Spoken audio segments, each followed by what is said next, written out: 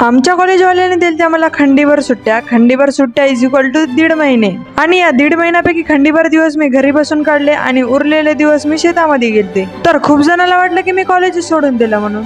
तर जय महाराष्ट्र मित्रांनो, आज आहे आपला 100 दिवस 100 मिनी ब्लॉगचा 16वा दिवस. शेतामधल्या शेडवरचे पत्र उडून गेल्यामुळे आमचा तीळ थोडाफार भिजला होता. शेतातली तीळ बैलगाडीमध्ये टाकून आणली होती घरी. तीळ काय जास्त भिजला नव्हता. शेतातून बैलगाडी आली होती, मग काय बैलाला थोडंफार खायला टाकलं होतं. घरच्यांनी काम सांगायच्या पहिले आपण ते काम मनानं करून टाकलं ना, त्याची खुशी अलगच असते म्हणा.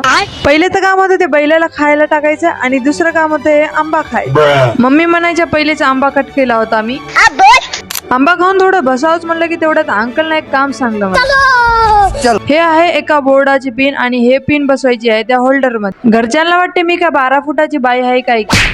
कोणते पण हायटेड काम असली की पहिले माझं नाव घेतात. पण हे पिन मी काय बसवली नव्हती, अंकललाच बसवा म्हणले होते. त्याच्यानंतर पप्पा आले. पप्पाने एक काम सांगलं. काम कर म्हणले, गाडी घेऊन जाय म्हणले आपली. दीदीचा फोन रिपेअरला टाकला होता, ते फोन घेऊन ये म्हणले.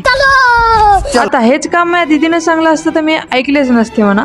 एवढे जे आहेत तिळीचे पोते आहेत आणि याला डबल एकदा साफ केलं होतं घरी आणल्यानंतर. बाकी तुम्ही क्वालिटी आणि क्वांटिटी बघा. नात करते का यावंच लागतं. आणि अजून एक, माझ्या घरी माझी मम्मी मला अजून पण लहानच समजते, कारण की मला सकाळी एकच टाइम चहा भेटते, दुपारची चहा भेटतच नाही. गलतीनं मम्मीने त्या दिवशी मला चहा दिली होती आणि त्याच्या बदल्यात मला एकच काम करायचं होतं, ते म्हणजे की पीठ चुरायचं.